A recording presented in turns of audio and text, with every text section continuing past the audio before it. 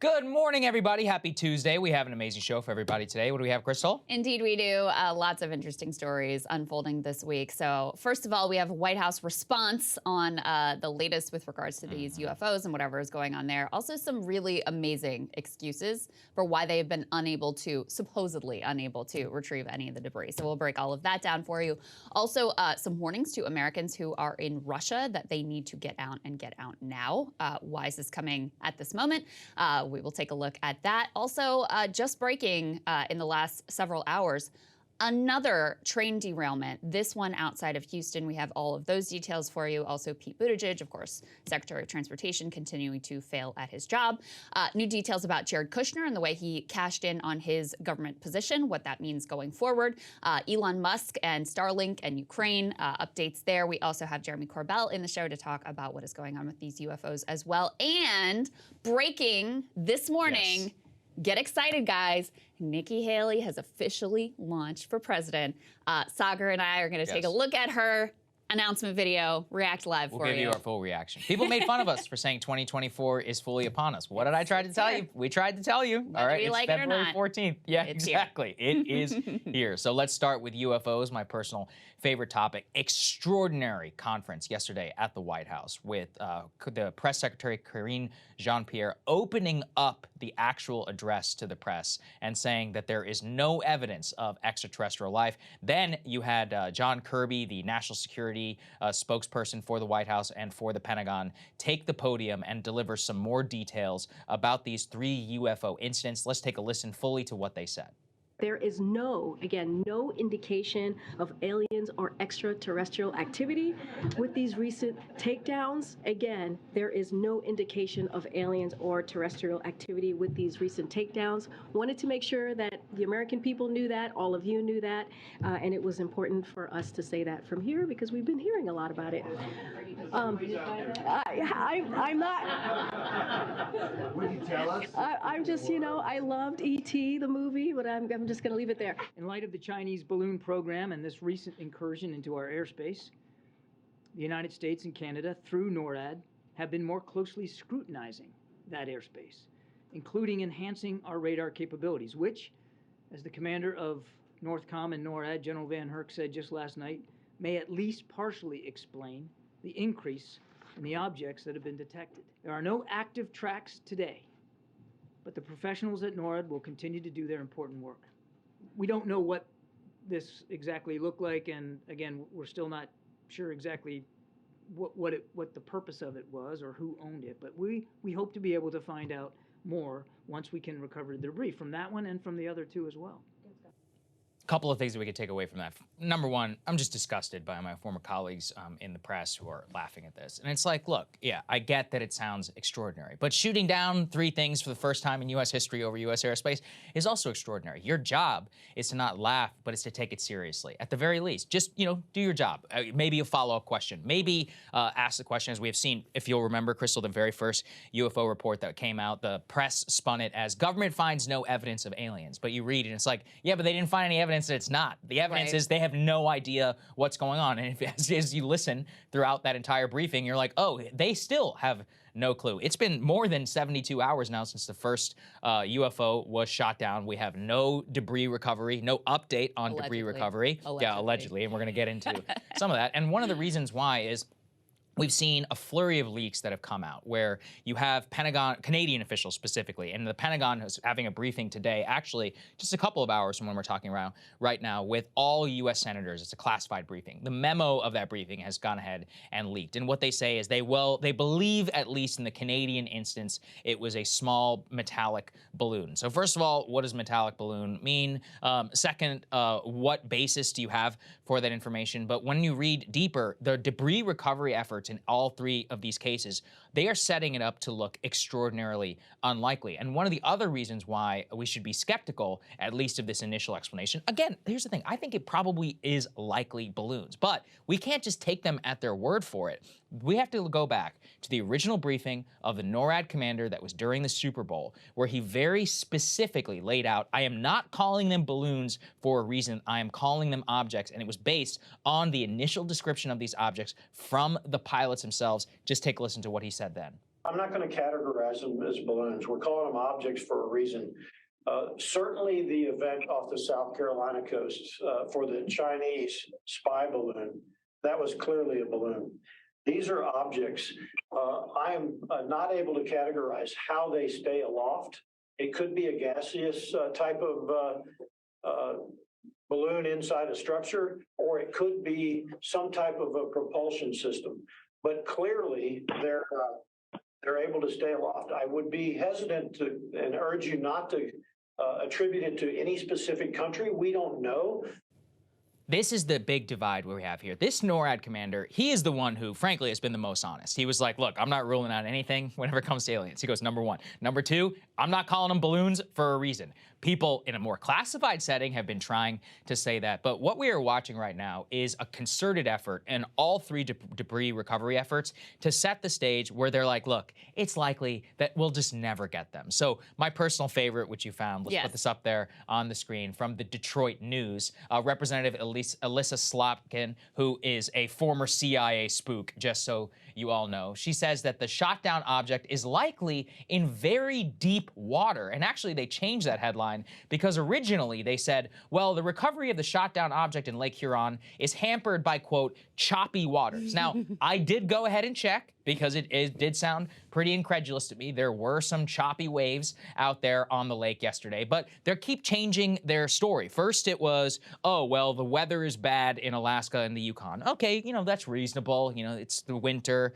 etc. But then all of us are checking the weather over Lake Huron. It's like 48 degrees and sunny. So we're like, okay, well, are you going to go out and get there? No, now it's choppy waters. Like, okay, now what? So what about when the weather's not, or when the water's not choppy? They're like, oh, but now it's a very, very deep. It's a deep water. You're like, I was aware, I was under the impression that we spent $800 billion a year on the U.S. military, and that, you know, that in the 1960s that we've literally floated up Russian submarines with Howard Hughes. Like, I was just under, you know, the impression that we were a competent nation. Excuse me. Excuse me. Dealing with choppy water. Yeah, choppy water. Again, maybe.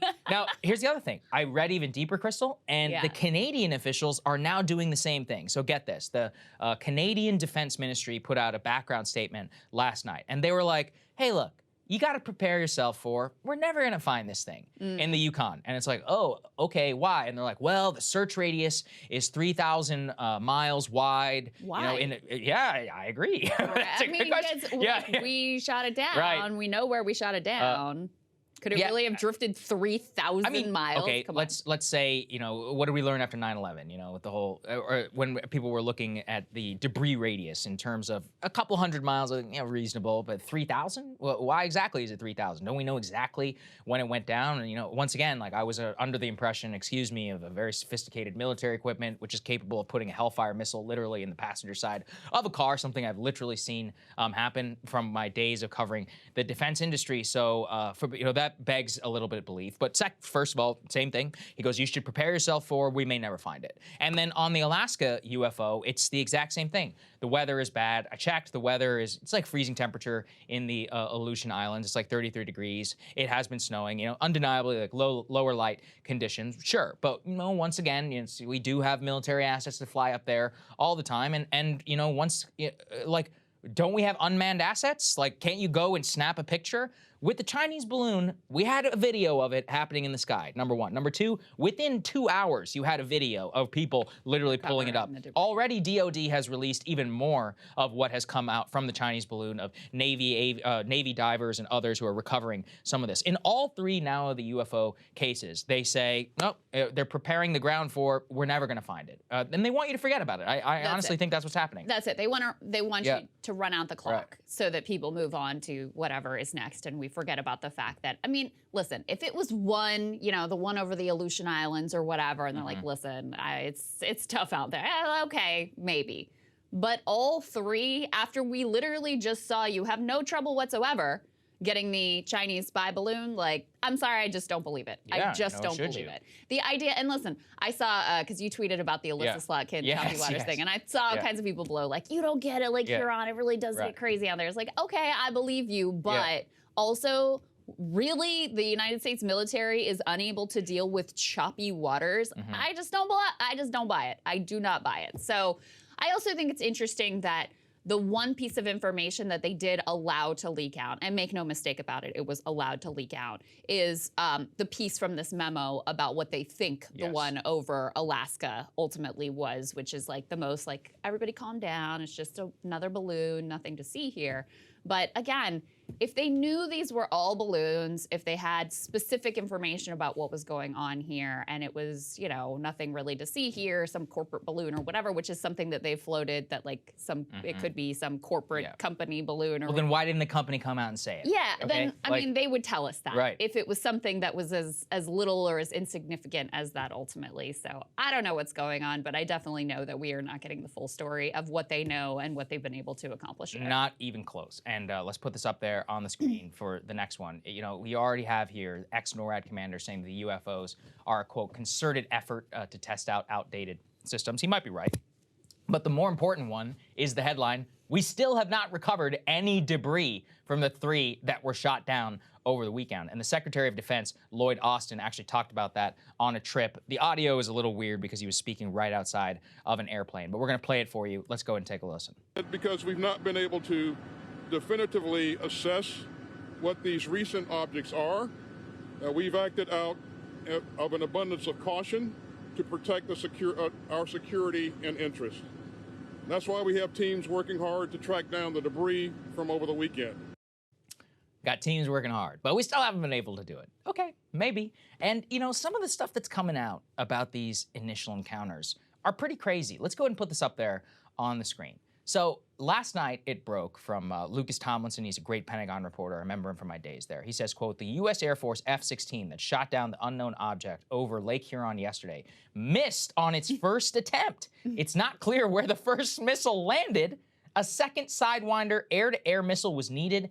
Each Sidewinder AIM-9X costs over $400,000. So I asked some of my aviation geek friends about this, and there were a couple of things that we can learn. Number one is the indication of using this missile means that the actual object had a heat signature, because apparently it can't lock on unless there's a heat signature. Okay. Second, though, they don't miss. That's why we spend $400,000 a missile on them. Do balloons have a heat signature or no? I don't know. So that was one of the. I said, well, they said depends if it's a propulsion system, etc. Okay, so maybe. Maybe. Okay. That one was totally unclear. But really, to me, was, well, did it have the ability to maneuver away from it? Like, did it dodge it? I mean, the whole point is we spend the equivalent of a house per missile, and we have 110,000 of these missiles in our arsenal, by the way.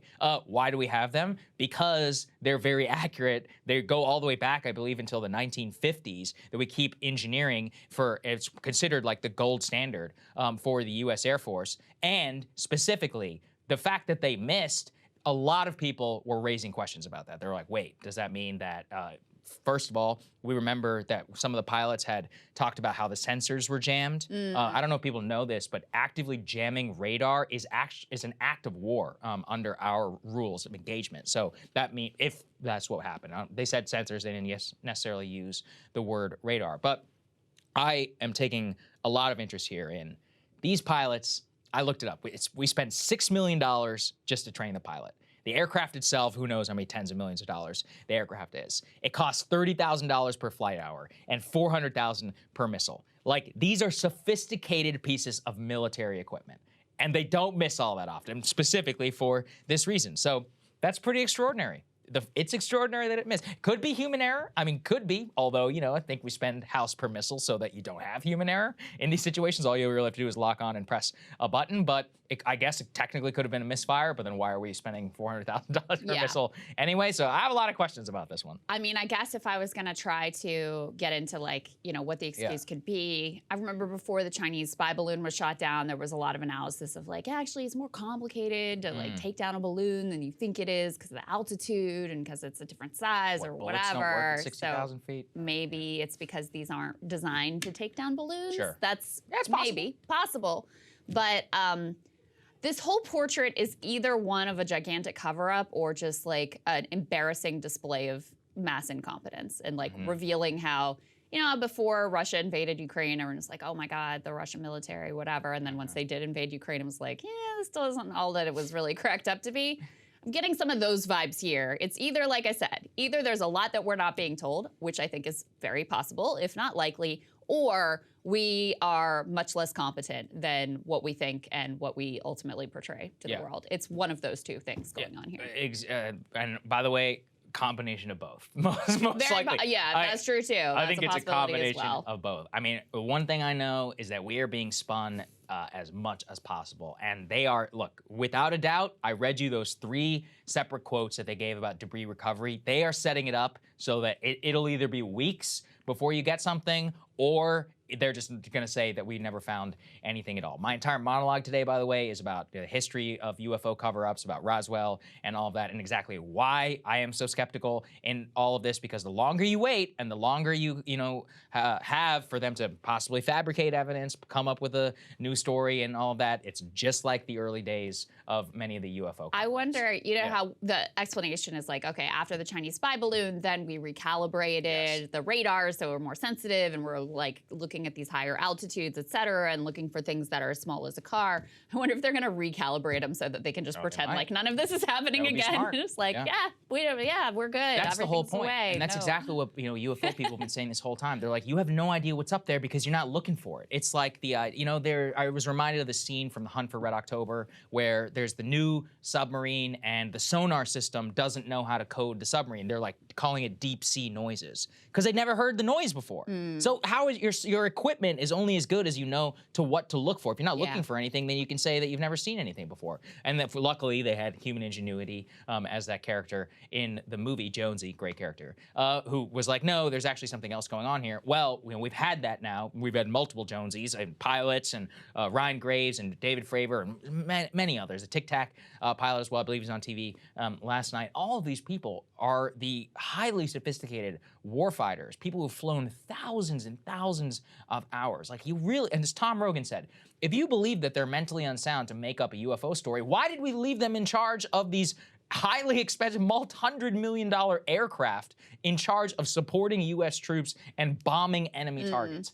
Completely incredulous for us to believe that. I think the last thing that I want to say on this morning is there's a lot of discussion of like, is this a psyop to distract from something else, train derailment or whatever, Ukraine, who knows? And the reason I don't think so is because I don't think they would do something that was like so embarrassing for them. Like this does not look good for them. They're not enjoying this. Like it's humiliating. They're having to pretend or potentially like, I guess, be honest about, but I don't really buy it, that they can't even get the debris from these things, that they have no idea what's going on. Like this has not been a good look for anyone in charge of the military or in this administration. So I think it's incompetence. I think that the media would be happy to ignore the train derailment and any other number of stories. They do it all the time without needing some like giant UFO type psyop. So that's why I'm really not sort of buying that explanation for what's going on. Yeah, look, I personally think the most mid take on the internet is that this is all a psyop, and it's largely because, as you said, like they hate that they have to do this. And by the way, they're going out of their way to try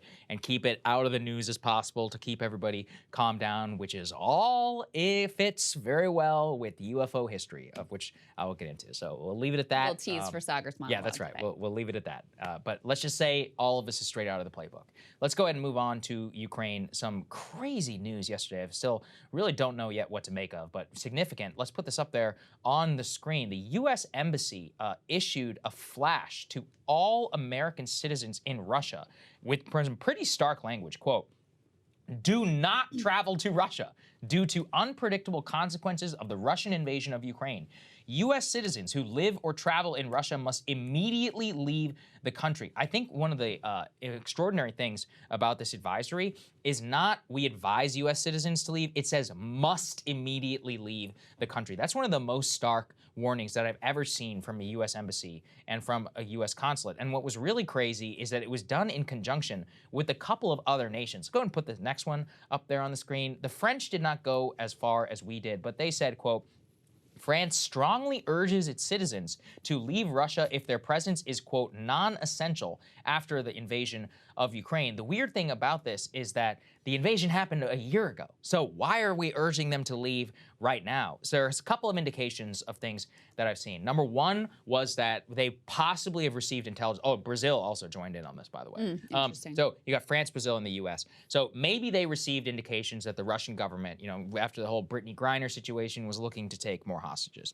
Possible, but I don't know why things would speed up now. Number two is maybe we're about to go do something there that might cause them to crack down. Or our Ukrainian friends. Right. Yeah. Did not escape me that the U.S. and France are two of the nations that actually are two nations that manufacture fighter jets. So yeah, that's one that I'm not necessarily putting away. The other one is just that the intelligence says that a major Russian offensive is about to kick off, of which we brought everybody yesterday, and that in conjunction with that, they anticipate retaliation against American citizens, possibly also civil unrest, because we could have Russia possibly moving to a second draft. I'm not saying that's what's happening. I'm saying that these are all the initial speculations that I've seen. But I mean, they don't just say this every day, which is you must leave the country. I mean, I've never seen a country advisory like that. Yeah, I mean, we don't know what it means. It's just worth taking note of. And the things that we do know is it is widely expected that Russia is planning to mount a major offensive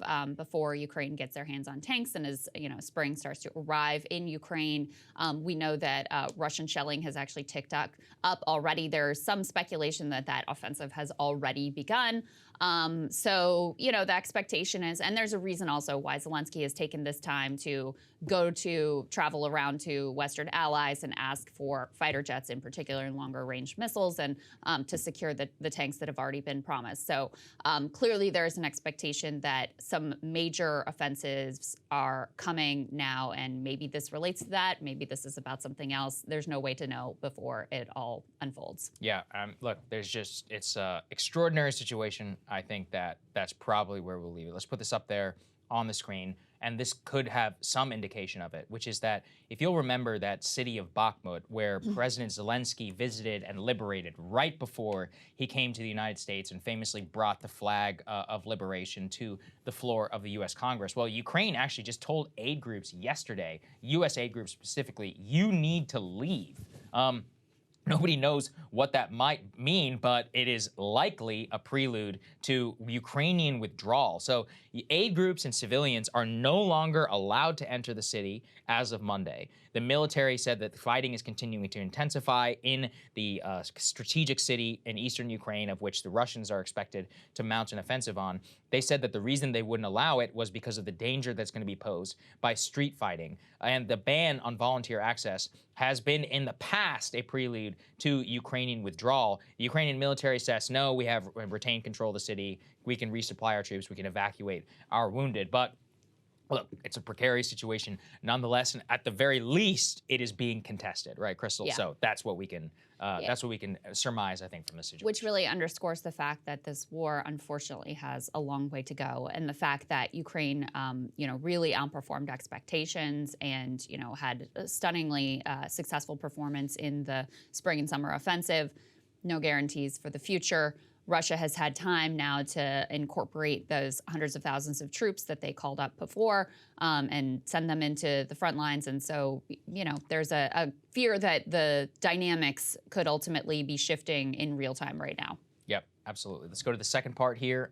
It's pretty interesting. Let's put this up there on the screen. This has to do with Ukraine and its dealings with American financial institutions. So here the headline is that Ukraine plots post-war rebuilding effort with JP Morgan Chase as its advisor. So JP Morgan yesterday, in a deal with the country of Ukraine, said that it is going to tap its debt capital market operations, payments, and commercial banking infrastructure investing expertise to help the country stabilize its economy and credit rating, manage its funds, and advance its digital adoption, whatever that means.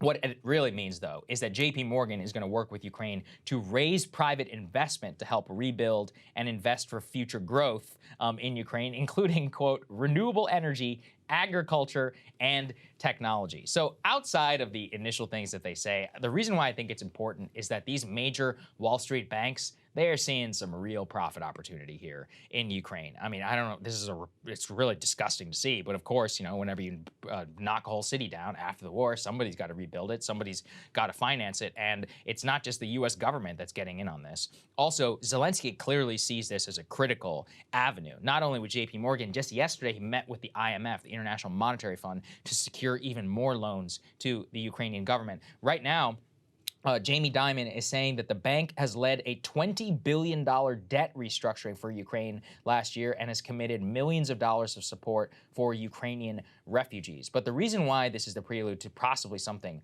much grosser and much more nefarious, let's put this next one up there on the screen, is that we had a previous one we were going to cover back in December, but it fits with this very importantly. Zelensky announced an alliance with BlackRock for reconstruction of Ukraine. Now, that BlackRock reconstruction was signed back in December with the CEO, Larry Fink. BlackRock said that rebuilding Ukraine could take, Krystal, between $700 to $800 billion. And they're pointing specifically to the new partnership where they will advise the Ukrainian government on how to structure the country's reconstruction fund. So you could see this is Iraq and Afghanistan levels of graft, if they want it to be. I mean, they're getting their little hands in this one. I love the way they paint it like they're restructuring their humanitarians. debt. We're going to help them raise. Well, what's your cause. fee? And also, the reason why this matters to all of us is, look, Ukraine, they can do whatever they want. But here's the deal. They don't have a real economy. We're the ones who are paying all their bills. We're the ones who are going to guarantee all of their debt. We are literally running their central bank and they're balancing their budgets right now. American taxpayers will be the ones who are basically guaranteeing much of this debt. And how much money are they going to make off of all of these guarantees? And these private investors, their guarantee, it might come from the Ukrainian government. That is a de facto bet on the United States government. So we're basically facilitating a massive wealth transfer. Well, there's a lot going on here. Western capital has been circling Ukraine like vultures for years now, even before this war. Ukraine already had a lot of debt with IMF. The IMF, of course, is like a tool of imposing, a shock doctrine, and has already forced a bunch of changes to open up the economy so that Western capital could come in and profit off of their agriculture sector as one key example here, because Ukraine, of course, known as the breadbasket of Europe and of the region. Ukraine is a country that, suffered almost more than any and struggled after the collapse of the Soviet Union. So there's long been a push to, any state-owned enterprises, they need to be privatized. We need to open up markets to Western capital. So this is a more accelerated, more aggressive push in the same direction that they have been pushing for a long time to impose basically like neoliberal shock doctrine of the sort that we have, imposed in lots of places around the world. Zelensky actually gave a speech back at the end of January to the US National Association of State Chambers, where he talked some about this approach and encouraging banks like Goldman Sachs and JP Morgan to come in and be part of this effort. He said, "It's already clear this will be the largest economic project of our time in Europe. It's obvious that American business can become the locomotive that will once again push forward global economic growth." He went on to thank investment firms BlackRock, Goldman Sachs, and JP Morgan. He says, "And everyone can become a big business by working with Ukraine in all sectors, from weapons and defense to construction, from communications to agriculture, from transport to IT, from banks to medicine. And I invite you to work with us right now." I think it's always important to keep an eye on the people who are profiting from a war and from disaster. And very clearly here, the titans of Wall Street are getting their hooks into Ukraine and hoping to make a big profit on the other side of this. And it's disgusting to watch it unfold. Yeah, it really is. The whole thing, look, we're going to watch it closely. Indeed. All right. Something else we've been keeping a close eye on is what the hell is going on with that train derailment in Ohio. We have some big updates for you there. But this morning, we woke up to the news that there is another train with some toxic chemicals which derailed in Houston. They are actively monitoring the air quality. Go ahead and we have some images here we can put up on the screen. For those of you who are just listening, I'll describe it. You can see a number of cars cars of this train that have derailed off the tracks right next to some sort of a major interstate highway there that you can see. You've got a closer in look of these cars that have come off the tracks. Now, this morning, we have some news about exactly what happened here. It does appear to be a somewhat different situation than what unfolded in Ohio. Specifically, local news is reporting that a truck driver died and several freight train cars were derailed during a Monday morning collision northeast of Houston. That crash was between an 18-wheeler and a Union Pacific train, and 21 train cars were derailed, and a hazardous materials team from Union Pacific was on site and monitoring air quality as a precaution. A spokesperson for the Railway Union Pacific confirmed that its hazmat crews were on the site and estimated that 100 gallons of diesel fuel were released by the truck that was involved in the crash. And they say, from what we're being told and shown, there's no major chemicals to be concerned about, more so household chemicals on board for retail purposes, not a large quantity from what we're being told. But keep in mind that is the corporate line of what is going on with that train derailment, and they are apparently do have hazmat response on the scene monitoring air quality. So that's what we know about that one. We will keep an eye on that. But moving to Ohio, this is, I would say it's astonishing. It's really just par for the course. Pete Buttigieg is the Secretary of Transportation. Now, he wanted this job. He didn't want to be, he was offered some other stuff. This was the job he wanted because he thought it would be prestigious and easy and could just fly around ribbon-cutting ceremonies talking about infrastructure. It has turned out to be one of the most critical jobs in the entire country. Now, if you were, if he was the man he presents himself as, this would be an opportunity to rise to the occasion, demonstrate to the American people his competence, his concern, his care for supply chains, for rail lines, for airline passengers. But instead, he doesn't do any of that. I mean, he seems to be, number one, thoroughly incompetent. Number two, completely asleep at the switch. So again, par for the course. He was speaking at the National Association of Counties. He's supposed to be touting their infrastructure project, which again is the only thing he really cares about because it doesn't require him to do anything, just like, trot around the country like some little celebrity. Says nothing in this speech about this massive ecological catastrophe that is unfolding in the state of Ohio. Instead, this is what he has to talk about. To work with your contractors, to work with your community colleges on building a workforce that reflects the community. We have heard way too many stories from generations past of infrastructure where you got a neighborhood, often a neighborhood of color, that finally sees the project come to them, but everyone in the hard hats on that project looking like, doing the good-paying jobs, don't look like they came from anywhere near the neighborhood. Right. You can build community wealth that will help close wealth gaps in this country if we can tear down those barriers. But that happens at the delivery level. Yeah, that's what this guy is focused on, about workplace diversity. When there's a goddamn train derailment and toxic chemicals that are being spewed out into the public. You can what? You can just see so clearly, like, he did really poorly at his presidential campaign with anyone who was, he didn't do that well overall, but he did pretty well with white people and nobody else, okay? He got, 1% of the black vote in South Carolina. It was a pathetic performance. And he has no idea how to actually appeal to people, so he thinks this is the way to further his presidential ambitions, rather than actually deal with the very real problems that are in his portfolio that he is supposed to be focused on. Guess what? I'm sure there are some black folks in Ohio who are concerned about this train derailment. More to the point, everybody in America would like to see you actually do your job and deliver for the people who are relying on you to deliver for them. So that's Pete.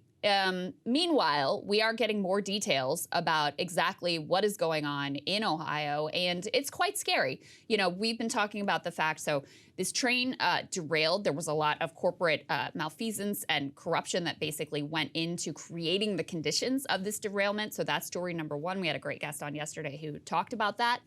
But as this is all unfolding, the residents of East Palestine have been given the all clear, everything's fine, you can go about your business, go back to your homes, this is no problem, we took care of it. But the reports from on the ground are quite different. And local news had a hazardous material expert on who is warning about the potential effects of what was released here in some pretty stark terms. Let's take a listen to what he had to say. Basically nuked a town with chemicals so we could get a railroad open. The U.S. Environmental Protection Agency sent a letter to Norfolk Southern stating that ethylene glycol monobutyl ether, ethylexyl-acrylate, and isobutylene were also in the rail cars that were derailed, breached, or on fire.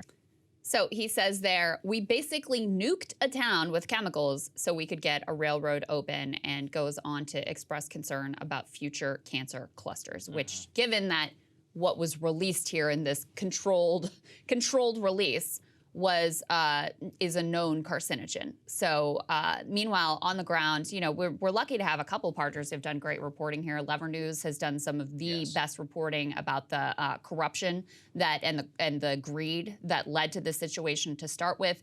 And Status Quo has been on the ground interviewing residents. Jordan Sheridan of Status Quo talked to a fox keeper who had one of his foxes died and others of them clearly, visibly ill after the release of these toxic chemicals. Let's take a listen to what he had to say. At the vet, they've tested the blood levels, and there's raised liver enzymes, and the chloride levels in the blood are on the high end of normal, and the lungs are inflamed.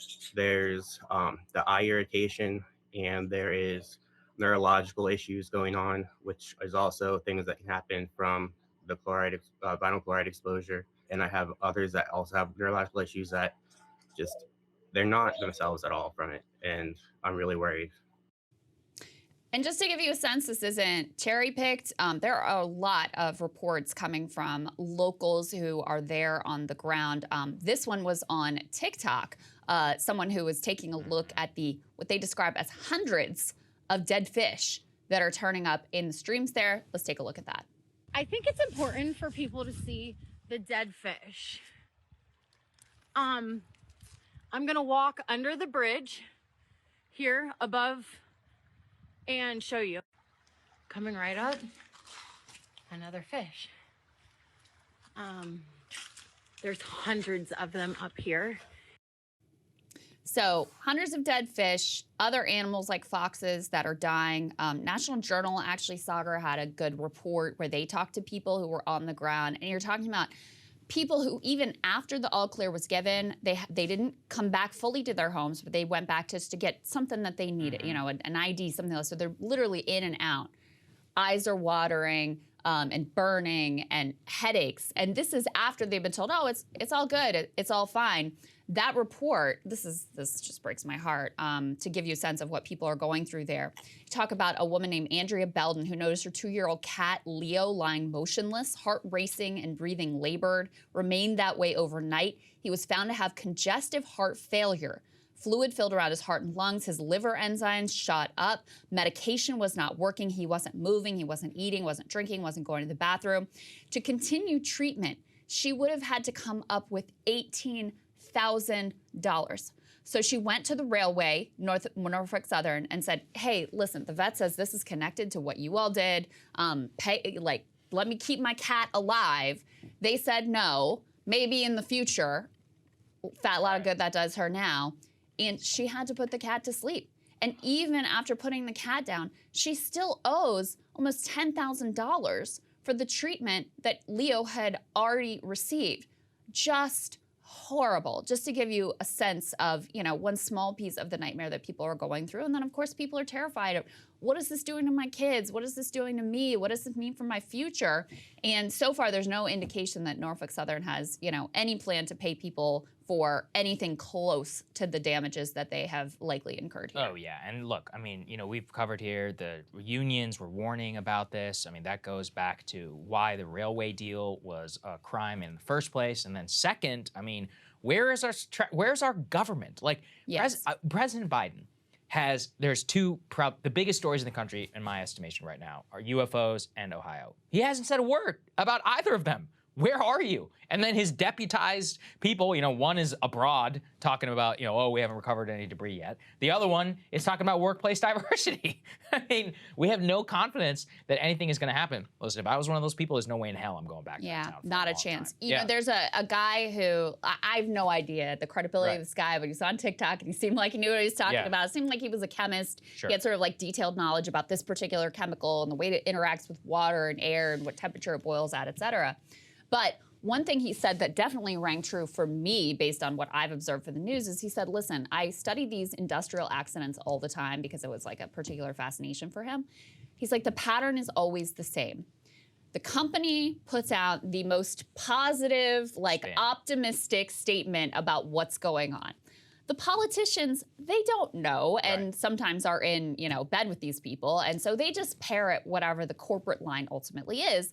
The media is not expert on what these chemicals are and what the fallout effects might be, et cetera, et cetera. So they also just parrot whatever the politicians are saying. So ultimately what you're getting in all of these incidents in terms of the first blush impression is usually just whatever the corporate line is.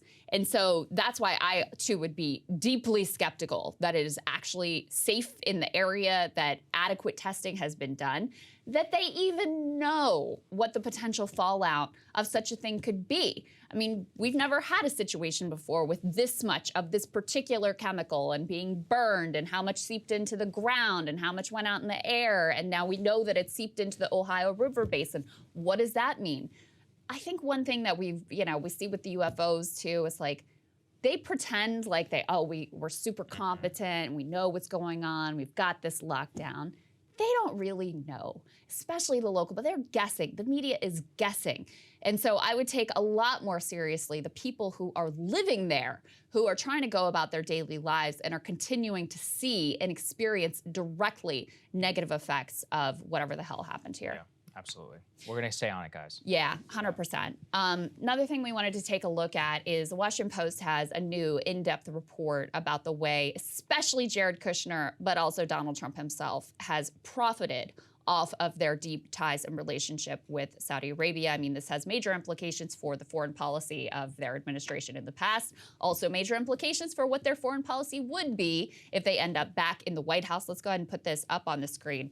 Some of this covers things we've covered before, but it goes into great depth, and there's additional detail. The headline is, after helping princes rise, Trump and Kushner benefit from Saudi funds. An investment fund overseen by Crown Prince Mohammed bin Salman is backing ventures that profit the former president and his senior advisor, raising questions of conflict. Now, you all will recall, under the Trump administration, Kushner in particular, and some of these details are really revealed for the first time in this report, he was the one who was really pushing Trump to cozy up to the Saudi Arabian government and especially to MBS. He was the one who, Trump initially didn't want Saudi to be his first foreign trip. Kushner was the one who really kind of put the screws to him and pushed him to do that. And now, potentially in exchange, MBS has really bailed Kushner out of some difficult financial straits and funded almost all of this $2 billion fund that Kushner raised. Let me read you a little bit of what this says, because the details here are stunning. They say the day after leaving the White House, Jared Kushner created a company that he transformed months later into a private equity firm with $2 billion from a sovereign wealth fund chaired by Saudi Crown Prince Mohammed bin Salman. Kushner's firm structured those funds so they didn't have to disclose the source, according to previously unreported details of SEC forms reviewed by the Washington Post. His business used a commonly employed strategy that allows many equity firms to avoid transparency about funding sources, something I would argue we should probably change. On Trump's side, they talk about how a year after his presidency, Trump's golf courses, they began hosting tournaments for the Saudi fund-backed Live Golf. Separately, the former president's family company, the Trump Organization, they secured an agreement with a Saudi real estate company that plans to build a Trump hotel as part of a $4 billion golf resort in Oman. They also talk about here how Trump acknowledges that he bailed MBS out, especially with regards to the murder of Jamal Khashoggi. He said in a recorded interview, quote, "I saved his ass," according to the Trump tapes by Post associate editor Bob Woodward. He refused to endorse the CIA's conclusion. He equivocated about Mohammed's involvement. He opposed releasing of the report and vetoed a congressional bill to block arms sales to the kingdom. The president sent Mike Pompeo, who had replaced Rex Tillerson as Secretary of State, to meet with the prince and remind him of his debt. By the way, Kushner has also reportedly raised at least another $500 million from his company from unknown international investors since he filed his SEC form last year. He has not identified the source of that money. And just to put the numbers in stark relief here, let's go ahead and put this up on the screen. As of last year, Kushner's firm reported that $2.51 billion out of $2.54 billion under management came from foreign sources. $2 billion of that from directly from MBS, more or less. I mean, we've talked here before about the fact that the review board for this investment initially were like, no, we don't think that Jared Kushner has the skill set. He's not qualified. We don't want to invest this money with him. And MBS came in over the top and basically made this investment happen. So it is a disgusting, disgusting display. I mean, the most direct example you can possibly imagine of like the intermingling of politics, foreign affairs, and personal wealth and, corruption. Straight pay to play. Kushner is going to personally pocket $25 million in management fees just off the Saudi money alone. All right, so that's it. Fantastic wealth coming straight off of the MBS relationship that he built in the White House. There's no way to describe. This is as corrupt as it possibly gets. It is just as bad as Hunter Biden. It is just as bad as Chelsea Clinton sitting on the board of Expedia or whatever, because she's very qualified, of course. Yeah, that's exactly why. I mean, every time I look at these and you have these relations who are of people who are in power, the level of brazenness that they are allowed to get away with is outrageous. And here's the crazy part, guys. This is totally legal. It's all legal, but that doesn't make it right. $2.51 billion in foreign. Is anybody in the United States willing to give this guy money? No, because we all know he's an idiot. So he has to go abroad. There's a reason why 2.51 of the 2.54 I did the math. is all raised overseas. That is 98.8%. And by the way, he is the son-in-law, technically, of a billionaire, right? So if by this, it doesn't even look like his own wife will give him his money. Like people will give him money. People giving him money are the Saudis and possibly some other oligarchs. We didn't even want to do it until the crown prince literally was like, "No, you're gonna give Jared what he asked for." Look, let the money sink in. He's getting filthy rich off of his time in the White House. Just ask yourself this: if they end up back in the White House with Trump making whatever he's making from Live Golf and Jared with his $2 billion in the fund. You think they're really going to be first and foremost concerned about whatever the American interest is with regards to the Saudis? Come on. You don't think this is going to impact their decision-making? You don't think that this possibility impacted their decision-making last time around? I don't think anyone could tell you with a straight face that this has no impact on the way that they will ultimately conduct their foreign policy with, a nation that is both very important and with which we have somewhat of a fraught relationship at the moment. I mean, this isn't some bit player. This is a major player, especially when it comes to energy and the price of gas at the pump. So it's disgusting, and we cannot focus on it possibly enough because it is such a brazen example of pay to play. Mm-hmm. All right, at the same time, we've got a little Elon Musk back and forth. This is an interesting one. All right, put this up on the screen from Mediaite. Elon Musk is defending restricting Ukraine military internet service, saying, quote, "We will not enable escalation of conflict that may lead to World War III." This came in response, put this next piece up on the screen, to astronaut Scott Kelly, who actually is Mark Kelly's brother. He said to Elon, "Ukraine desperately needs your continued support. Please restore the full functionality of your Starlink satellites. Defense from a genocidal invasion is not an offensive capability. It's survival. Innocent lives will be lost. You can help. Thank you." To which Elon replies, what you see on the screen here, You're smart enough not to swallow media and other propaganda BS. Starlink is the communication backbone of Ukraine, especially at the front lines where almost all other internet connectivity has been destroyed, but we will not enable escalation of conflict that may lead to World War III. He went on in response to another person here. He says, listen, SpaceX commercial terminals, like other commercial products, are meant for private use. Put this next one up on the screen, guys. Not military, but we have not exercised our right to turn them off. We're trying hard to do the right thing, where the right thing is an extremely difficult moral question.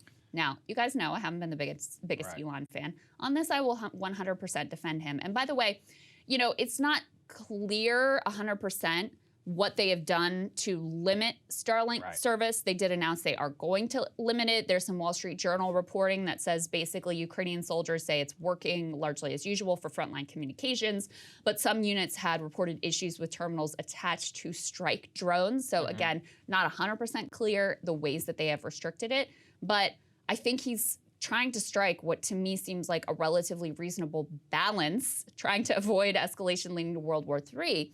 And also, Saagar is very much in line with the original rationale and explanation from the US government of what they would be doing vis-a-vis Ukraine. Yeah, I don't, and you know, his point is not wrong. Like, he's like, look, this is supposed to be a commercial device. It's not even supposed to be used for military purposes. You know why you don't want to use for military purposes? Because now you're opening yourselves up to the world of sanctions, and you're opening up yourself. You're in a different realm than you ever intended to be. And you know, at the right now, I mean, he already talked about how they were providing Ukraine like hundreds of millions of dollars in free service with high-speed internet connectivity, and he's like, I guess we'll just keep doing it. But the core beef was Starlink was like, hey, Pentagon, you pay for it. You know, you're the one. And they were like, no, we're not going to do it. This is outrageous, because they initially provided free service to Ukraine. Zelensky then jumping on, being like, Elon doesn't support Ukraine, like, you know, and basically browbeating him in the press to make him bow before this. But I think it's a totally legitimate point. Like, if the U.S. government wants to provide high-speed internet connectivity to Ukrainian forces, then they are welcome to do that. But why should a private company be required to do so? And then secondary, if the private company is going to do so basically out of the goodness of their heart, is costing them a lot of money, well, then their parameters of that CEO, of their owner, and how he views the conflict is, of course, going to play a role here. This is part of what drives me crazy about the Ukrainians. You don't have a right to anything that we give you. You should be grateful about what it is. And they're not. Like, their defenders are constantly, you know, I pointed to that previous, Zelensky demands fighter jets. All right, you build them, okay? Yeah, go for it. You don't have an industrial base. That's why you can't do it. So you should at least say, please, can you give us, you know, if you're gonna ask us to escalate, at least be nice about it. That's one of those things where it drives me nuts in the media and the way Elon was treated on this. You should be thanking God for him for creating this technology that enables you and your military to put up even a modest defense against the Russians. You should not be demanding it. And not only that, you're not even paying for it. You're getting it for free. I mean, listen, I think that, I think people aren't necessarily saying Elon has to, is like required to, but they're saying it'd be the right thing to do. And he's basically arguing like, it's a little complicated because, you know, it's one thing. All the reporting says that Starlink has truly been critical for Ukraine in terms of their communications on the front line. And Starlink is still providing that, which is incredibly important, which is why I think the like antagonistic approach that Zelensky and others in Ukraine have taken has been, you know, they can say whatever they want, but I think it's kind of foolish. But again, what Elon is laying out here about concerns of World War III escalation and wanting to provide, you know, a communications ability on the front lines for the purpose of defense, but not wanting to be really involved in enabling any sort of offensive capabilities in particular that could, you know, strike Crimea, strike into Russia itself.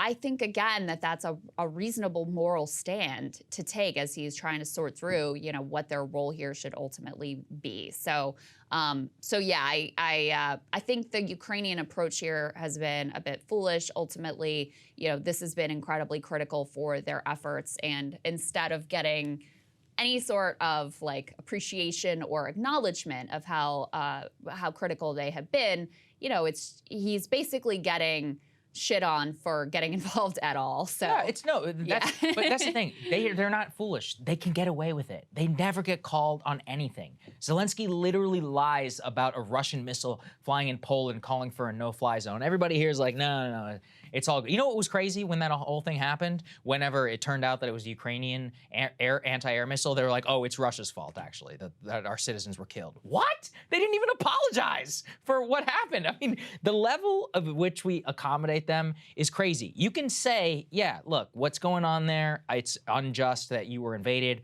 I hope that you win. You know, I support your right to defend yourself. But that doesn't mean that you're always in the right. And the level of hysteria and just the inability to grapple with any critical thought on this, like, it is, as people can tell, drives me absolutely, especially when they're ungrateful to people like Elon for literally giving them tens of millions of dollars in free service, of which they say is required on the battlefield. And they're so arrogant that they're willing to criticize him in public.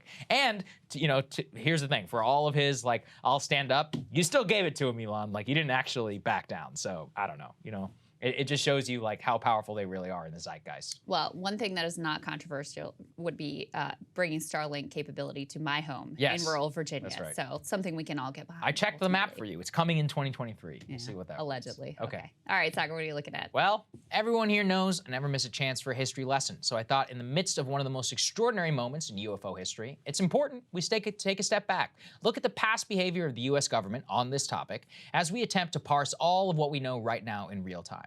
There's a lot of disbelief right now as to how the US government can shoot down 3 objects in the course of 3 days and basically tell us nothing about what's going on. But sadly, it actually fits a long-time pattern of our government hiding the truth from us, and in many cases, obfuscating extraordinary events in the hope that we will lose interest and just move on. It's worth noting this has been a feature, not a bug, about UFOs from the very beginning, starting at Roswell. Let's review the basic facts. We know that in the summer of 1947, a New Mexico rancher found debris from a crashed object on his land after several UFO flying discs sightings were reported all over New Mexico. The debris was brought by the rancher to Roswell Airfield, where the commander on site inspected it and put out a statement saying, quote, "The many rumors regarding the flying disc became a reality after the examination of the debris."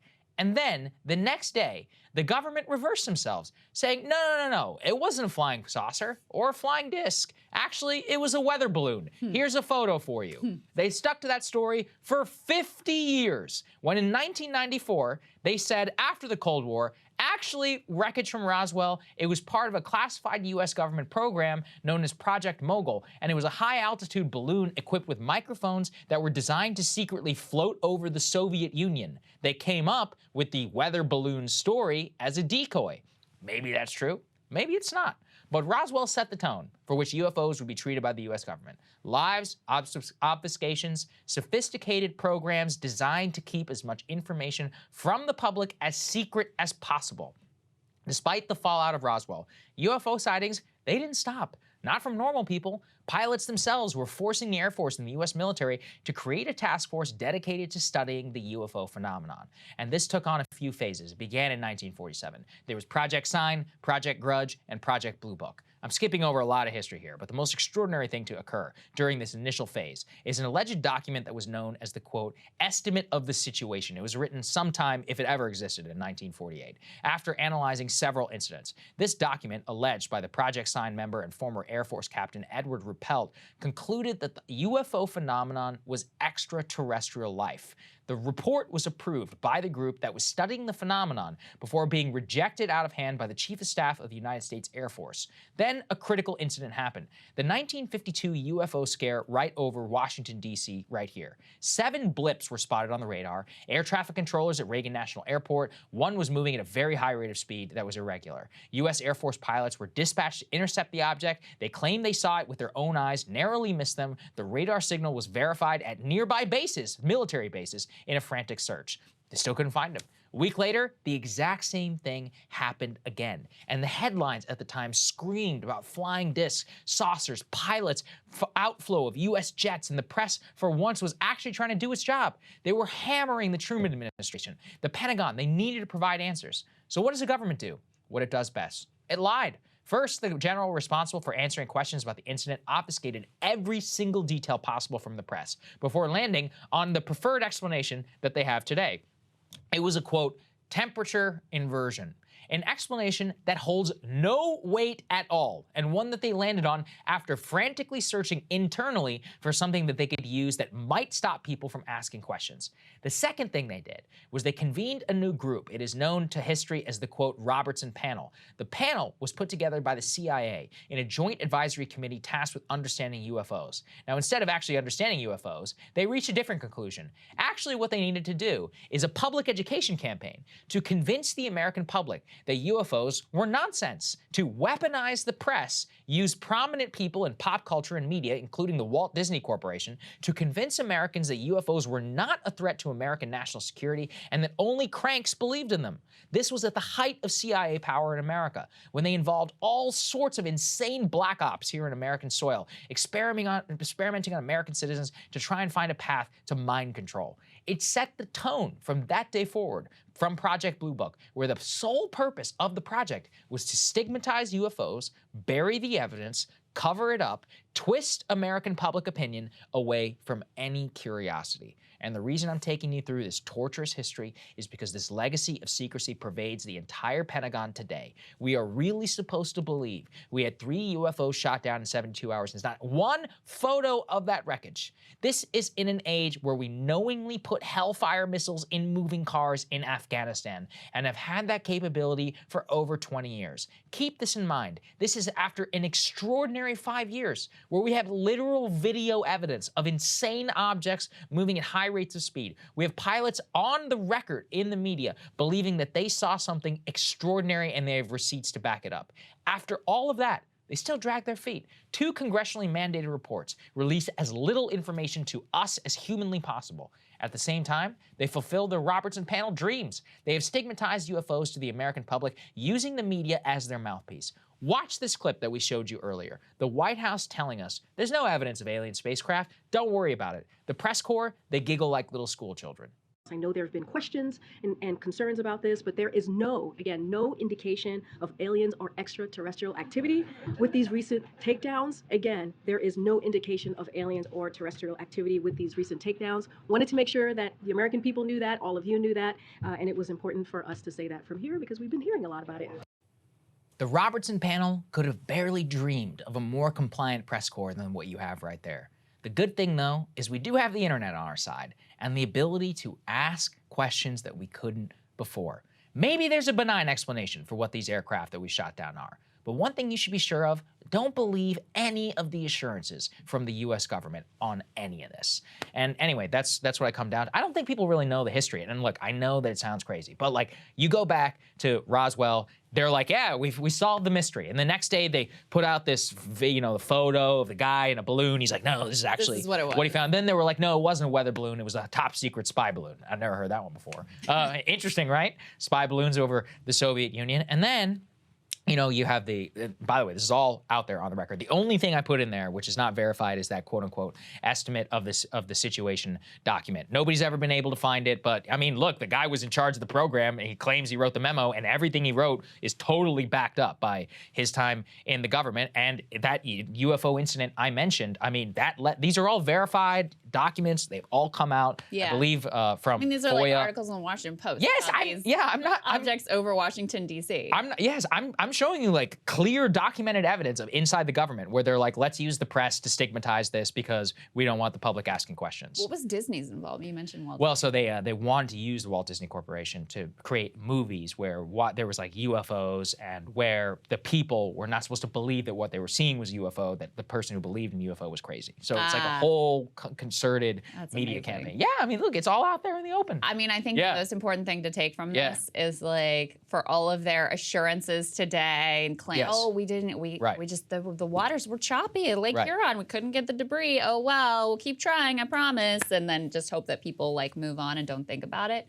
You just should not believe what these people are saying, because there's a documented track record of whatever has been going on, them directly lying about it and doing everything they can just to get people to move on or think that it's, you know, ridiculous to suspect there's something else going on, and try to come up with any cover story they can possibly feasibly get their hands on to get people to just like move on from it. I mean, look, I used to believe it's not possible if a lot of people know a secret that it won't come out. But here's the thing. You read Tom O'Neill's book, which we talk about in our AMA, actually you can. The whole Manson thing, people still don't know about that. JFK, still not gonna release the documents.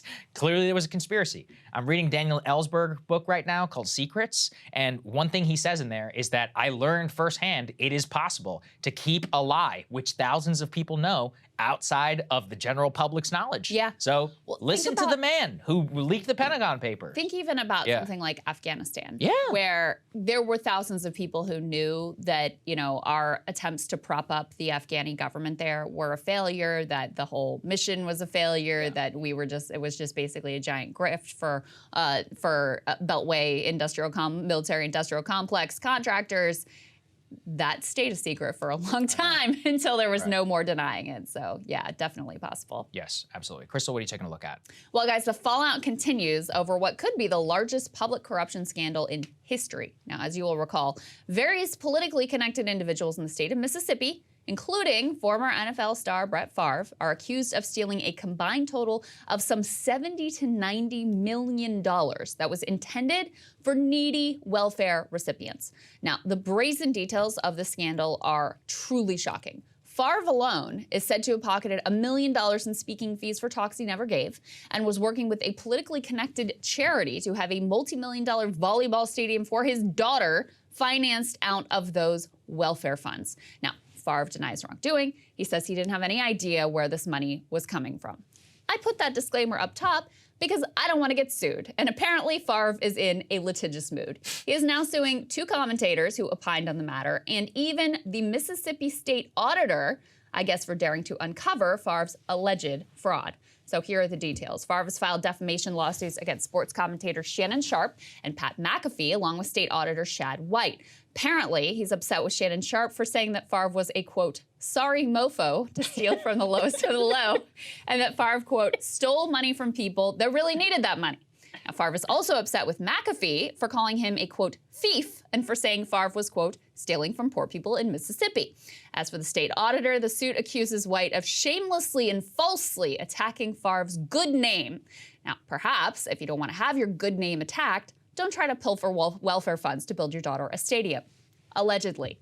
There are, though, other reasons why Favre's good name may have already been sullied as well, but I digress from that. For his part, Pat McAfee doesn't seem particularly fazed by the legal threats here, and I'm no legal analyst, but probably has good reason to feel fairly confident. It's hard to imagine that McAfee's commentary on publicly reported events about a very high-profile person are going to meet the high legal bar for defamation. Here in part was McAfee's mocking response. We take a lot of pride in our work. We had to cover that situation, and we certainly said allegedly. And a lot of people are wondering how my lawyers are going to handle this. You know it. I ain't got them. So let's ride this fucker. I'm excited to see how it goes. I'll see you in court, pal. Cheers to everybody, and cheers to Feel Good Friday not being ruined at all by that. Cheers. See you in court, pal. Now, if I had to guess, Favre's lawsuits are less about actually winning a case in court, which again seems highly unlikely, and more about scaring other journalists and commentators away from talking about him. Judging by me writing this monologue, it's not working all that well. But there is, if anything, even more fallout in the political world, which is larger than the sports world. As you're probably aware, Mississippi is a red state. Democrat hasn't even come close to winning for governor there since Republican Haley Barbour took the office in 2004. Now, when you think of competitive swing states, it's not exactly what comes to mind. But this scandal could be turning politics in Mississippi upside down, because the current governor, Ryan Grimm lookalike Republican Tate Reeves, is deeply connected both to the scandal itself and to an apparent cover-up. And he happens to be up for re-election this very year. So far, that re-elect is off to a pretty rocky start. Bombshell new poll by Tolchin Research actually has the Republican incumbent Reeves down 4 points to the Democratic nominee, Brandon Presley. Reeves' approval rating has tanked in connection with this scandal, and voters by an overwhelming 2-to-1 margin have a dim view of his handling of it. It's no wonder they're disgusted, because Reeves is deeply implicated in not only the scandal, but again, a purported cover-up. First of all, Reeves is part of the same political machine as the previous governor, Phil Bryant, under whom this multi-million-dollar welfare scandal all unfolded. In fact, Reeves was not just a civilian bystander to the whole corrupt affair. He was lieutenant governor at the time and had himself benefited from the political patronage of one of the main accused wrongdoers in this whole scheme. Second of all, Reeves' own personal trainer is alleged to have received $1.3 million in payments out of the welfare money. And lo and behold, text messages strongly suggest that Tate Reeves himself directed those payments. Reporting from Mississippi Today reveals that the alleged scheme to provide the money to the trainer was described as, quote, the lieutenant governor's fitness issue. Again, the lieutenant governor being Tate Reeves. But what has most infuriated the Mississippi public is what appears to be a cover-up. Reeves fired a lawyer who was working to recoup the stolen welfare funds after that lawyer issued subpoenas, which could have proved politically damaging to the former governor or to Tate Reeves himself. That subpoena asked for documents from the University of Southern Mississippi's Athletic Foundation, and the board of that foundation just happens to be chock full of Tate Reeves supporters and Tate Reeves donors. Reeves fired that lawyer mere days after the subpoena was issued. This corruption scandal is not just some side issue in the campaign either. It's blown up into one of the top issues in this campaign in the whole state, and understandably so. Voters are rightly disgusted with a political class that used money intended for the state's neediest to instead pad their own lavish lifestyles and reward their political cronies. In this poll, 93% of respondents had at least heard something about this scandal. Now, I don't know much about the Democrat Brandon Presley. He seems like a decent candidate for the state. He was state utility regulator. He blocked rate increases, benefited consumers there. He's born and raised in a small town in Mississippi, pro-life and pro-gun, for what it's worth. He apparently is Elvis's cousin, Presley, you see. It's a test case over whether public revulsion to this looting of the public purse can actually overcome the state's usual partisan tilt. We will find out in November. The Brett Favre thing is unbelievable. First of all, the gall of this man to sue them for defamation, dude, come on. Yeah. Come on. I mean, Pat McAfee is right to be just like totally confident that this is going to amount to absolutely nothing. But it's clearly an attempt to bully and intimidate other people off of talking about the story. For anybody who's ever watched The Sopranos, and anytime I see something like this, I'm just like, the balls on this guy. Like, you know, like you allegedly stole millions of dollars as a multimillionaire from a welfare fund and have the gall to sue people for talking about it. Yeah. First of all, Pat is 100% in the right. I honestly wish he had sued us just for this, just for us to laugh in his face in court and then be able to countersue and make him pay all of our legal bills, which, to be clear, anybody who is sued by Brett Favre in this case absolutely should do that. He's a public figure. First of all, as long as we say what we believe in good faith based on open source reporting, we can say whatever we want. That's the actual legal standard. Yeah. Second, there's obviously there was a well and a good reason in the public interest. So this is actually a this is, if you want to flip it, this is a silencing move by Brett Favre. What it is. The powerful, to try and knock people off the story. Do not cave to any of this. Everybody who's out there, everybody should tweet at him and tell him how much of a POS he is. Yeah. This has really been a revealing whole saga for this man. Yeah. And you know, listen. It's all alleged, innocent until proven guilty, et cetera, et cetera. Mississippi Today got a hold of a bunch of text messages. They look pretty damning. Yes. I'll just say that, of exchanging, going back and forth. The really critical one was where he was like, the media is not going to find out about this, right? It's like, oh, if you think it's all above board and no problem. Yeah, why'd you say that? Why do you care about whether the media finds out or either you did nothing wrong? This money was all above board. Yeah, it's grotesque, and it really is wild to see the political numbers coming out of the state because, you know, I don't live in Mississippi. I don't have a particularly fine grasp of the political dynamics there, but people are laser focused on this and disgusted by it. Astonishing to see that almost everyone in the state says they've heard something about it, and the overwhelming majority say they've heard quite a bit about it. It is clearly driving the unfavorable ratings of the current governor and giving the Democrat a shot in a state where Democrats do not normally have a shot. So I've got pretty some hope interesting. now. I've got some hope. People do pay attention. Yeah, people don't just lock into their partisan preference and just go with it. When you have something that is this shocking and this guy's fingerprints all over it and all over the cover-up, they're taking a hard look at it. Let's just say that. Awesome. All right, we're gonna great guest standing by, my friend Jeremy Corbell. Let's get to it. Joining me now is a good friend, Jeremy Corbell. He's an independent journalist. He's released some of the most important videos regarding this. Of course, we had to talk with Jeremy about this entire situation. So, Jeremy, there's been an explosion of public interest in UFOs after the last couple of days and these extraordinary shoot downs. Just want to get your reaction to everything that's happening here, not only in the interest of the topic writ large, but also this specific instances. What are you thinking about this? Yeah, well, look, the moment this began, people started, texting me, is this war of the worlds? Is this, confirmation? Are they finally dealing with this elusive, what they call UAP now, which is just UFO, same thing. Are we dealing with this mystery publicly forward facing? Unfortunately, the answer is no. The disorganization is incredible. We know there are balloons. We know there are Chinese spy balloons. This is something that has been happening for decades, this specific type. So what we're dealing with is the media all of a sudden grabbing on to these very specific words and terminology, just trying to make everybody feel like this is a new thing. If we really cared about security in the United States on the level, we're not going to shoot a missile at a balloon. We're going to deal with, for example, what happened in 2019 that is still unresolved. And I think I've proven the case very recently by bringing witnesses forward, direct eyewitnesses, that these UAPs, unidentified anomalous phenomena, that they're under intelligent control by some actor who we don't know who it is, but we can exclude China, Russia, US, I mean, you name it, we can exclude it. So what are we not saying here? So the current events, dude, it's like this. This has been going on a long time. If we care about security, we would deal with the hacks to our cell phones before we would even care about a balloon enough to shoot it down on national television with a missile, which we barely hit, by the way. Mm-hmm. Yeah, that's right. Well, and how do the pilot descriptions and the limited pieces of information that we have gotten in terms of, descriptions of these objects, how do those match up with previous reports and sightings?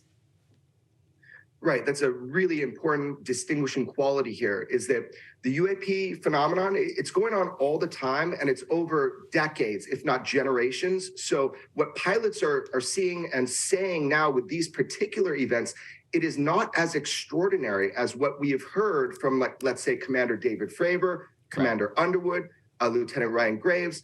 But look, what we're seeing is really nothing that I see as particularly anomalous. They are saying strange words to try to inflame the UFO community. I think that is intentional because what we're actually shooting down so far has been just really standard. Let's reflect on what's happened. Let's go back because we're talking about spherical things. George Knapp and I, we released something called the Mosul Orb. This is the first piece of military film clearly identified as UAP. This is from within a classified briefing, like a lot of the stuff that I've been able to put out, but it is inherently unclassified. That's why I can put it out. So we put this out. This is an object that is from a 4-second video. It's 2 seconds slowed down. And this is from a reconnaissance plane over northern Iraq, Mosul. That's why they call it the Mosul Orb. This was identified by our UAPTF, which was the task force dealing with the unidentified anomalous phenomena, as classified UAP, meaning it's got some sort of propulsion, some reason why it was brought into that category. And if you get to see the video, if people do their job and you can see the video, you're going to know, we know what balloons are. We know what those are. We don't classify those UAP. So now you got a spherical object over a conflict zone. For the first time, the public is seeing an image that was contained in a classified briefing. Now, this makes you think about the transmedium capabilities from 2019 when George and I released the USS Omaha video, where our government and the people that are really working this within our government, they said, this is transmedium. These were coming in and out of the water. And indeed, I have direct reports from people who saw that at that time. So what you're seeing, Krystal, you asked the question, what you're seeing right now is a complete rewriting of our standards of rules of engagement. In 2019, if this was Chinese technology, do you think it would have gotten much more coverage? We now see what happens when we simply pop a balloon with a missile from another country. We see the press coverage. What did we not see in 2019? We had 9 pieces of corroborative visual evidence that I provided with George to the public and mass media. We didn't see this, and we still don't know the origin, intent, or capability of those objects at that time. Where did they come from? Where did they launch? Where did they land? No propulsion system that we can see. And you can see that yourself in that FLIR footage, the black and white footage. That's thermal. You should be able to see flight control surfaces, rotor wash, heat dispersing from a propulsion system. That is not a balloon. That is not something out of control. That is something in controlled flight by an unknown operator. And that slide you're showing right now, that slide was also within a classified briefing, but is inherently unclassified. And it says it right there for you, that they suspect it to be transmedium. Yeah, I mean, look, this is why I thought it was important to bring you on. And in our coverage, it's difficult to distinguish as well. We were like, look, in some of these cases, we're not talking about anything that is even close to as anomalous or described, like you said, by Commander David Fravor or Ryan Graves. One of the things we've been trying to pick up on, Jeremy, is just the level of government obfuscation around keeping as much detail from the public as possible. That's something that you have dealt with now through this entire period. You've spoken previously on the Joe Rogan podcast and elsewhere about how we've actually fired on UAPs, UFOs, whatever you want to call it. These incidents have been covered up by the government. Can you just lay that out for people? I did some of my monologue on this. The level of secrecy and really just the lack of willingness, at least until very recently, to actually want to deal with this issue. Yeah, so look, there was a heroic thing, which is where Representative Carson put together the first UFO congressional hearing in 53 years, actually, I think was the amount of time.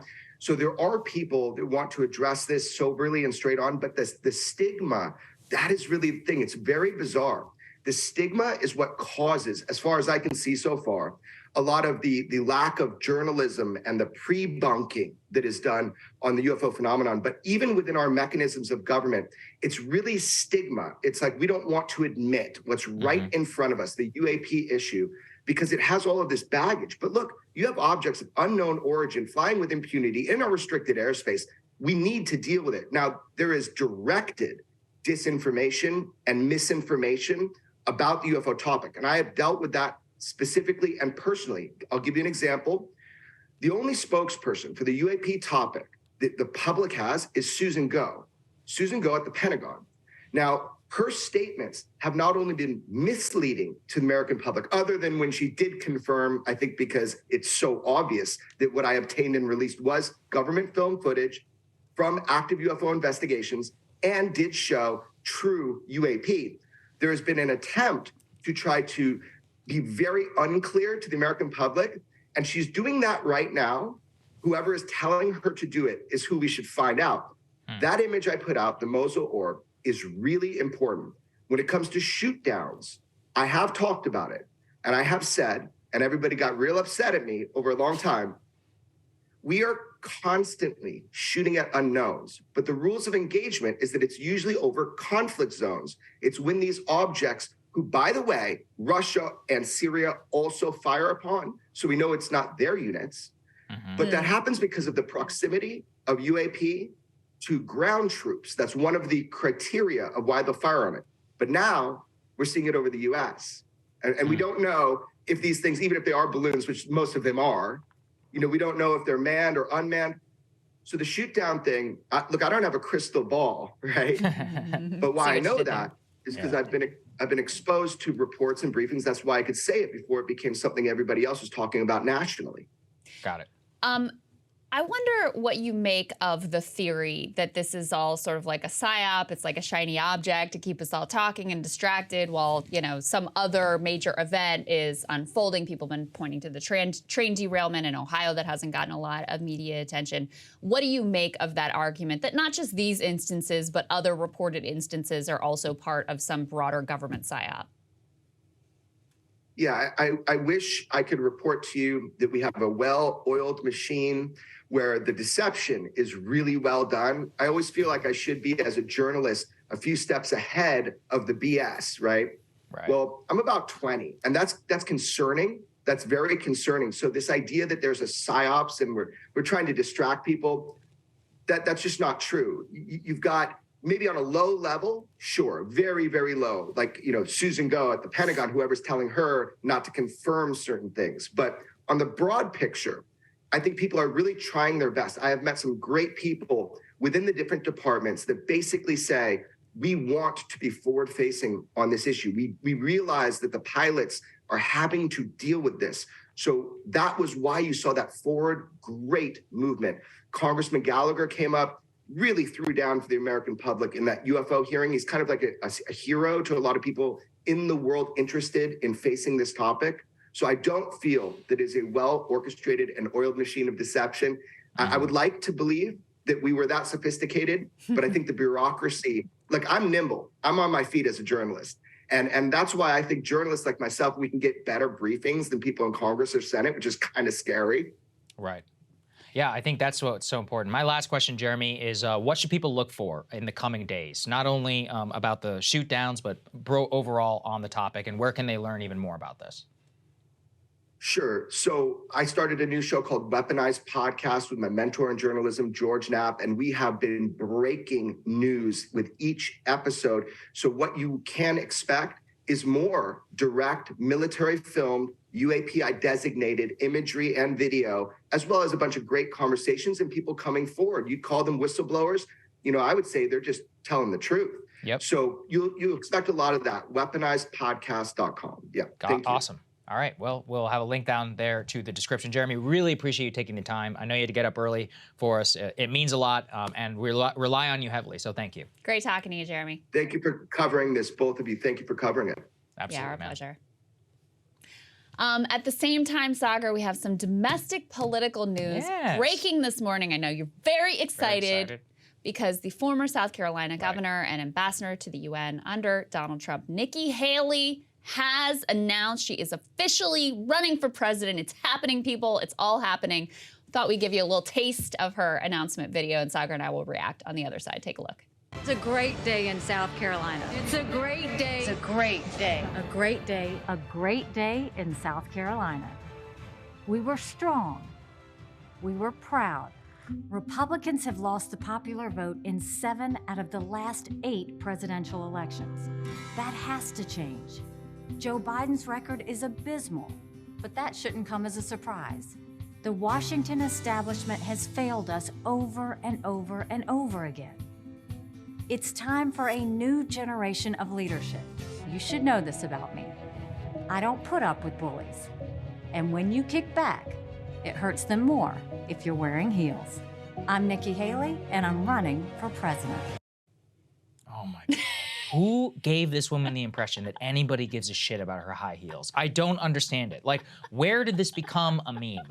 And look, sadly, I actually do know the answer. There is a group of cringe girl boss, conservative, feminist, anti-feminist more types on Twitter who are like, you go, Nikki, whenever they all thought that stupid ass photo of her raising her hand was like some great big own towards Russia and China. Look, I don't know what to even say. I'm glad the brown ceiling is getting broken. Congratulations. Republicans definitely have their own identity politics. Oh, yeah, that's what all this is. Look, this lady doesn't have a chance in hell. I mean, that ad, it's like written by ChatGPT. It's like most replacement. That's so funny. I was going to say the exact same thing. It's like if AI, if you typed into AI, like, make me a generic Republican political video for a woman of color. You're right. That's it. This is what you would get. Yeah. I hope that the technology is advanced enough to make the voice a little bit less robotic than what Nikki Haley has going on there, though. She tweeted this out with her comment was, get excited, time for a new generation. Let's do this, exclamation point with the fist bump and the American flag. And I just think one sure sign that a politician stands for absolutely nothing is when they talk about a new generation. Yes, good point. It's a guarantee that what they really mean is, let's do the same old crap we've been doing, just with like a slightly younger person. This was the Pete Buttigieg pitch last time around. You know, nothing wrong with, like, great to get new blood, all that, whatever. But if you're leaning into my whole case is that my age is different than the person in power, like, you're lacking a lot in terms of like principles and values and actually something different for the country. Nikki Haley is an unreconstructed neoconservative on foreign policy. In 2019, she gave a speech called "It Now Is Not the Time to Give Up on Capitalism," where she attacked Josh Hawley and Orrin Cass and a few others, friends of mine, at least in the case of Orrin, specifically for rethinking crazy policies like maybe hedge funds are bad, maybe private equity isn't as good as what it does, and tax cuts for these like filthy rich billionaires aren't the best, most apt policy priority. Maybe that's why the financial billionaire Paul Singer happens to be bankrolling her entire campaign. The man literally cares about two things, or three things from what I hear. CRT, okay, whatever. You know, I guess we can be fine on that one. Israel, that's one he cares about a lot. And financial regulation, making sure that you are protected on those fronts. On those two, or at least two of those three, you could be guaranteed that Nikki Haley is like lockstep. It's hilarious too how she attacks the establishment. You are the Republican establishment. What are you talking about? Yeah. A lot of her videos just like, some people say America's bad, but I think America's good. It's like, wow. Okay, how brave. wow. Yeah. Bold stance there, Yes. Nikki, way to go. So it'll be interesting, you know, to watch how this all unfolds. You have a big cast of characters that is looking at getting into, we talked yesterday, Tim Scott is now, looks like he's gonna jump into the race. Glenn Youngkin looks like he's gonna get in. Mike Pompeo, John Bolton, nobody cared, but he got in the race as well. Mike Pence, obviously, and Ron DeSantis as the only one of them that has any real chance at this whole thing. But the thing that I'm fascinated with is how they're all gonna approach Trump, right? I mean, clearly her line here about like, it's time for a new generation, and she makes that comment about, you know, we've been losing the popular vote, which even that, I mean, you're dealing with a Republican base that 70 to 70% of them thinks that the 2020 election was stolen. So they don't even agree with you there, number one. And number two, like the new generation thing, it's just not, it's not a successful attack line. People's problem with Donald Trump is not actually his age. That's a problem with Joe Biden because he shows his age a lot more than Trump does. Trump has this weird, like, I don't know, it does feel like this dude is just gonna haunt us forever and never go away. But yeah, I think if that's what you're trying to lean into in terms of any kind of a contrast with Donald Trump, good luck. I mean, Lord knows what he's going to ultimately There is say no about it. evidence that anybody wants a new generation. By the way, I want a new generation, but here's the deal. People my age, they really just don't vote. Unfortunately, I wish it was differently, but that's just the case. It's mostly boomers who vote, and they like Trump. They also voted for Biden, all right? So the two most likely people to be on the ballot are both going to be 80-something years old should they serve that term in office. Let that sink in, because while many people may not want that, they're not actively involved in the political process, especially with the Republican base. You have to win a primary. There is not one shred iota of evidence that they give a damn at all about you being young, about you being new. What they care about your friggin' high is, heels. Yeah, your high heels. I don't think they particularly, you know, they don't never seem to have cared before. What they do care about is your ability to piss off the press and the Republican establishment. Now, that's why Ron DeSantis has an actual chance, because the press hates him. And look, the Republican establishment, not so much, but at least they haven't come out, you know, full force behind him yet. That's why Trump won the election. So look, she doesn't have a chance. This will be a fun way to watch Paul Singer waste his money. You know, I guess, you know, at least it will go into the hands of well-heeled political consultants here in Washington. But it's pathetic, and we will only likely see more of this as Tim Scott and Mike Pompeo and all these other narcissists think that any of us care about them at all. Yeah. Well said, my friend. All right. Okay. We'll see you later.